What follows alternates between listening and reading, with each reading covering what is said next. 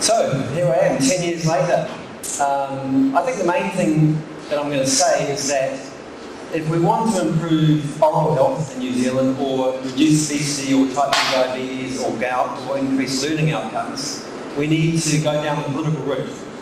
We need to target the industry sitting over there that are here to help us come up with some ideas. So this photo I've got in the background is me at Beaglehole, and for Robert and Rick, did you hear what happened last week?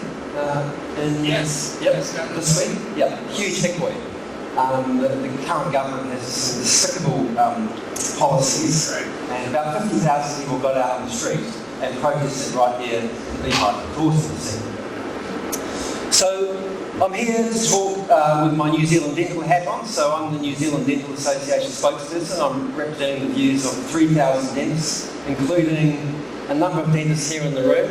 There we go, David, Pauline, and Anna, and a few others. So the Dental Association is extremely keen on the topic of sugary drinks, because we know that sugary drinks hammer your teeth. So the reason Gerhard's asked me to speak today is to remind everyone about the link between tooth decay and sugar. We actually know that the most common non-communicable disease in New Zealand isn't heart disease, isn't cancer, it's actually tooth decay. And all the dentists here in the room deal with tooth decay on a day-to-day basis. We also know that it's the most common reason that New Zealand children get admitted to hospital in New Zealand. 8,500 kids last year had to get admitted to have one or more teeth they've taken out. We know that here in Auckland, there's approximately 3,000 kids waiting to be seen by one of the dental specialists to have their teeth assessed for whether they actually need a general anaesthetic. And we also know that every month, the dentists in Auckland administer 200 general anaesthetics to kids, young kids.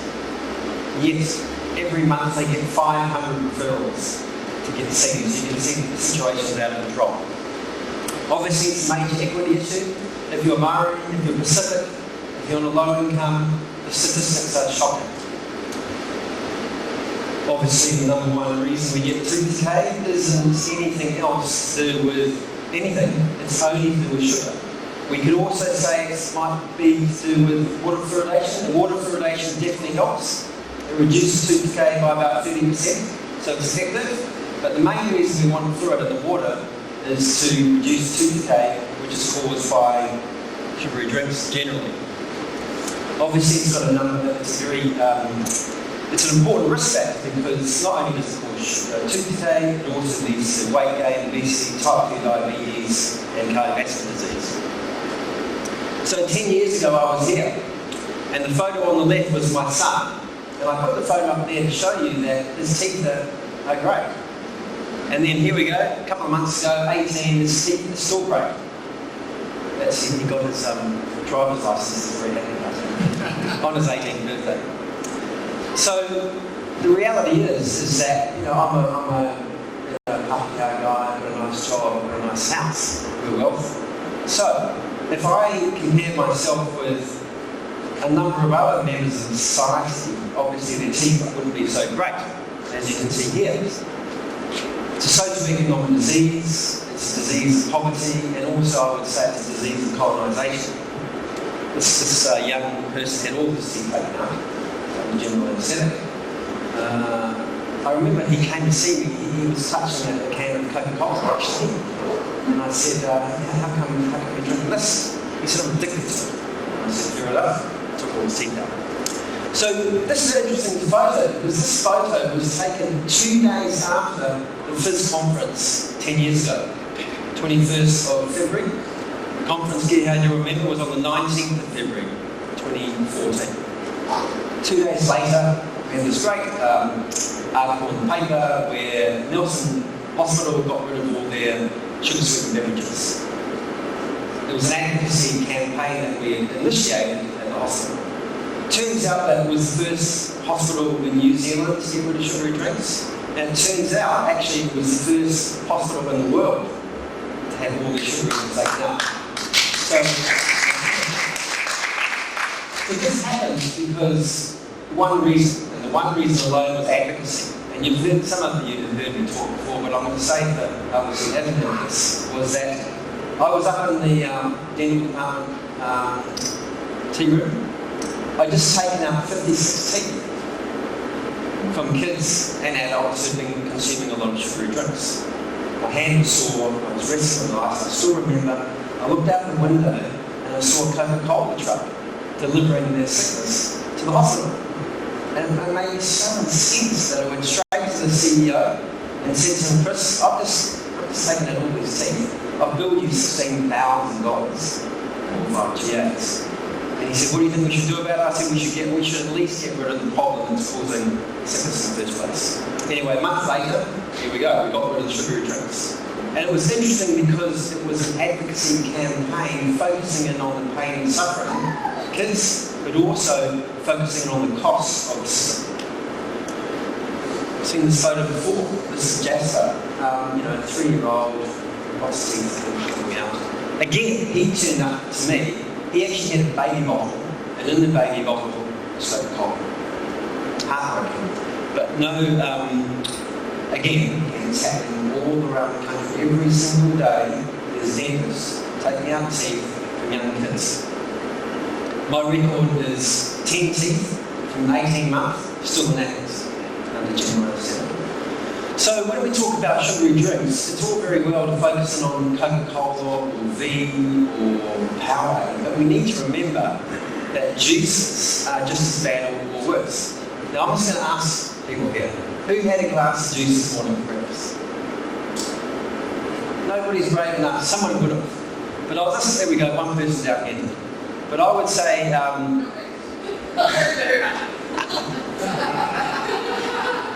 is that Aaron? Hi. Oh, hi. Awesome that you're here. Well, thank you for coming. Future Prime Minister of New Zealand is sitting here right next to Gita. Amazing woman. So juice. So juice, I back this up with the world's expert sitting here, Rick. That generally speaking, not generally speaking, but actually, you would have been better to drink a glass of Coca-Cola for breakfast than a glass of juice. Some people might say that's too radical, but the reality is that there's more sugar in juice than Coca-Cola. And it's back to the fructose. Not that I'm saying we should drink Coca-Cola for breakfast, but it's just an example that let's not forget that there are harms in all forms of sugar, particularly in sugary drinks. The having teeth, they make you obese, giving type 2 diabetes, and contribute to gout.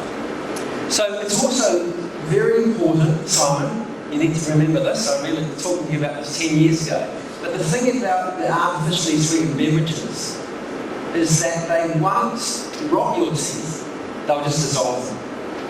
They're very, very acidic, very acidic. They also, there's new and emerging evidence coming out from the US and the UK to say that these drinks are just as bad or worse in terms of weight gain and diabetes because of the pathways that get laid down in terms of, you guys know this, around your liver. So the Dental Association highly recommends if you're going to drink anything, you want to be drinking water or tea or coffee. And if you really want to splash out, you can get some fizzy water. Although no sign, drink too much fizzy water, what happens to your teeth? They dissolve them. So, I'm a dentist, so I like talking about mouth. I like this. Why is this slide up here? Why is this relevant? It's relevant because sugary drinks, Coca-Cola, Frucor, juice, what else do they cause? They cause type 2 diabetes. What's the number one reason New Zealanders get a foot amputated every year? It's type 2 diabetes complications. The second most common reason we go blind in New Zealand is because of type 2 diabetes. The number one reason we get type 2 diabetes is diet high in sugary drinks. So this photo here, 1,000 people, 1,000 Kiwis had a foot amputated last year. I've just been over in the Cook Islands a couple of weeks ago. And there's issues over there. Over there, they had 50 people they had 50 people over 5 years, i.e. 10 people a year, having a foot amputated. There's only 15,000 people in the Cook Islands. I got my son who's got the stats, help me with the calculations. The Cook Islands have a 10 times the rate of getting a foot amputated than we do here in New Zealand, and 10 times as a percentage, 1,000 times. So if you live in the Cook Islands and you're drinking sugary drinks, you've got 1,000 times the rate of having a foot amputated than you do here in New Zealand, even though New Zealand has one of the highest rates of type 2 diabetes in the OECD Western world. So, I mean, this is basic, but basically sugar is the new tobacco, and we need to treat the sugary drink industry like the tobacco industry in terms of all the issues that we know that reduces sugar consumption. For example, we need to realise that if we want to reduce tooth decay, we need to deal with the cause. So back in the early days, 30 years ago, you could smoke, for example, in the hospitals.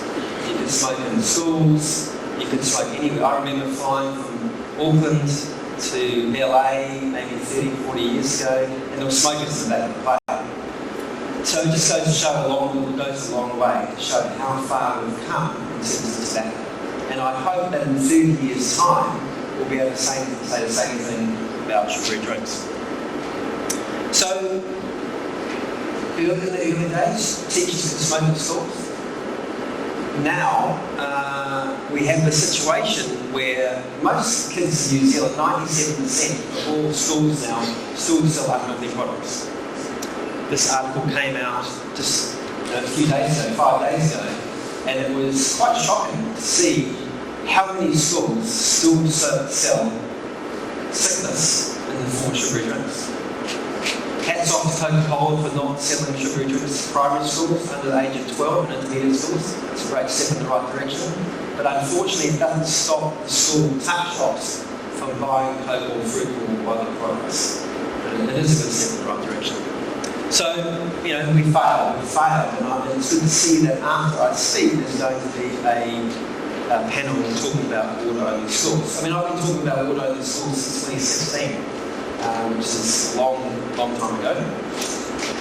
Personally, I've gone around and convinced about 100 schools to get rid of all these sugary drinks, but there's 2,506 schools in New Zealand, so it takes a lot of effort. The New Zealand Dental Association has a campaign where we're targeting individual schools to try and get them to stop selling sickness in the form of sugary drinks.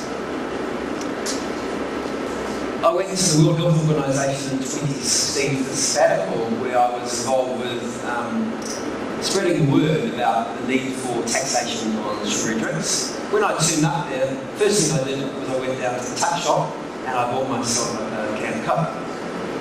That was actually a joke, I didn't. Now, what I could see they were selling Coke and V and Powerade in the World Health Organization. And there are products that are directly linked with tooth decay, obesity, type 2 diabetes, amputations. I went to my the manager who was looking after me and I said, I just cannot believe this. You guys are selling sugary drinks in the World Health Organization. He said, yep, we have been for a long time. I said, just keep doing this. Look, how about I try and see if we can get rid of it? He said, you're here for 3 months, it's going to be totally impossible. And I said, well, it might be impossible, but why don't we at least give it a go? 3 months later, got rid of sugary drinks from the World Health Organization. But the reason I'm saying that is an example of advocacy. And if we really want to, fight sugary drinks and soft drinks and drinks, we really need to go down the advocacy road. We've got to go down the political road. Tooth decay is a political problem. Obesity is a political problem. So is alcohol-related harm. And the only way of doing this is to convince politicians to get in behind it. I once spoke to Grant Robertson when he was Minister of Finance, and I talked to him about tax. And he said, what you've got to start doing is you've got to stop talking about sugar drink tax and focus on the sugary drink industry levy. It's a levy, you like the word levy rather than tax. In the UK, they've got this levy. sugary drink industry levy, where the sugary drink industry actually pay a levy on it. And what they did over there is that the industry took out 30,000 tonnes worth of sugar in the first year to lower the amount of levy that they pay. It's a very effective way of taking out sugar. The other thing that Grant told me is, what you've got to do is realise that politicians are followers. They're followers. Politicians will follow the public's view. So you've got to get out there and convince the public that what we need is sugary drink industry levy, we need water in schools, we need junk food advertising bans, all those sorts of things. So he said once that happens, once politicians realise there's an issue out there and the public's behind them, we're more likely to act. It's a very interesting concept. Of course we need a tax. We need a tax because there's unequivocal evidence to show that a tax reduces consumption. And we heard Robert Lustig talk about the golden public health rule. Increase the price, basic economics 101, consumption goes down, harm goes down. So we need that. We haven't got it. Why does New Zealand have a sugary drink tax while 52 other countries around the world have one? The only reason is that politicians haven't been able to address it. Hopefully, Aaron Williams, at some stage, when you're Prime Minister, you'll be able to sort that out. So I've got this. Can anyone see a couple of Kiwis here? Emma Twigg is here. Emma Twigg is a global ambassador for Coca-Cola, which I thought was quite interesting. So it's interesting in terms of, I'm from Nelson, I went along to the Coca-Cola fireworks display last couple of weeks ago. When I was in Auckland, I went along to the Coca-Cola Christmas park. When I go along to the kids' sports teams, I get a Big Mac voucher from McDonald's, not a Coke voucher in terms of player of the day. So it's kind of an insidious way of looking at it. But I think the main thing we need to realise is that we need to treat harmful industries, or corporate industries, all the same. Tax tobacco, you can't have tobacco in schools, you can't have alcohol in schools, but you can have sugary drinks in schools. So we're not selling tobacco alcohol for kids, we are giving sugary drinks. So just in terms of summarising, I think it's critically important that we need to realise that without good oral health, you cannot have good general health. You see any of the dentists in the room here, what it's like after you start taking teeth out from people. And when they smile, after teeth missing, it's not great for their aesthetics, it's not great for their education, it's not great for their work outcomes. The most common non-communicable disease in New Zealand and globally is tooth decay. It's always a good point to remember. And obviously, we're clogging up this dentists here in Auckland are tearing their hair out, knowing what to do with these thousands of kids that are turning up every year to have their teeth taken out under general anaesthetic. It's a very expensive way of taking out teeth. The other thing is that we can say that stupid parents are giving their kids sugary drinks and not brushing their teeth.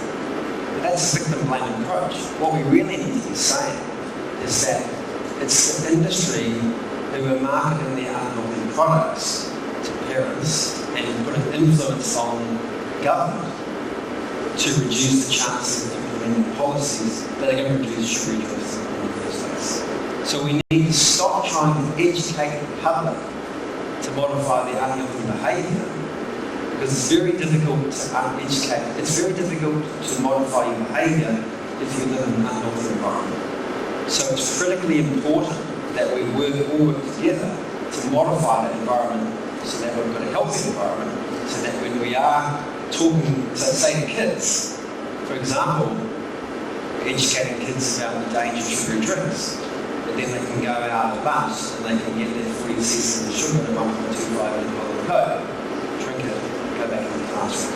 So we need to be consistent. And And my last slide here is my favourite slide of all. This came from Dr. Margaret Chan, who was previous Director General of the World Health Organization. And what she's saying basically is that no countries around the world have managed to, turn around the obesity, type 2 diabetes, tooth decay epidemic. And it's not a failure of people to modify their behaviours. It's actually the governments are failing to take on corporates, which are causing the problems in the first place. So it's, I think, a very important thing to remember. Again, if we want to improve tooth decay, obesity, type 2 diabetes, all these other NCDs, we need to focus on what's causing the issue in the first place. Thank you.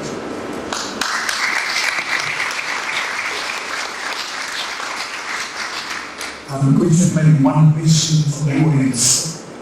Sure. Well, I know we talked a little bit about it last time, but this whole thing of agricultural veganism, which is about coaches and whatever, centers, with the diabetes. And so for our dental insect theory, trying to see how we can get these families as well. I know they have the situations, but they kind of talk share as well. And when they do get the education and understanding, they do change. So my thinking is how are any dentists and how even families who have some great program already set up a class in testing to do with parents, the children of these families. But how do we do it? How do we get the attention of some people who's calling and say, let's give us a go, let's show them, as well as doing the tax, of course, which they're all happy to say, but let's show them that we can actually change our community. Have you any ideas on it? Pauline, you looking at this? Sorry. I think it's a good question, and as I said, I think it is important to try and educate people about the dangers of certain products. Because their parents. But again, when you've got 5 or 6 kids living in poverty, you've got 2 jobs, it's very difficult to try and do that. So my view is that what we really need to do is we need to reverse the impact of colonisation to start with. We need to focus on reducing poverty, and then we need to focus on the environment. Educating kids, it can be helpful. It's very time consuming. I guess when you think about the whole population, it could be true. Because they can't get over to get a child from dentistry because they're It's difficult. so the trouble is you're perpetuating Yes. the whole thing, they're getting worse and they're not getting better. It's difficult to do. I'm sorry. Okay, they can change. But musician of changing children's and school and everything. They also seem to have research here. I was going to say that, this isn't my area of research, but I think that you have to persuade the people that there's a problem. You have to persuade the physicians that there's a problem and the scientists. And then the politicians will start to listen to the people and to the doctors. The best way to, and the scientists, a lot of people think that you can persuade the physician and the physician that passes it to the families, that's maybe the most effective way. But we've had problems with a lot of physicians not recognizing that sugar really is the symptom problem. So but I think we have to do it all, work with the kids, work in the schools, work with the general people that are doing what you're doing. My gosh, calling and directly, here's an expert on oral health. You have a kid who's just lost all his teeth, and you call the person in power, and you have the ability to directly talk to them, and you made it. You won right then and there. In 2 minutes, you suddenly won, and that's what we have to do. Groundswell, and that's what you're doing. Trying to make that go. Was there anybody else for last question? Yes.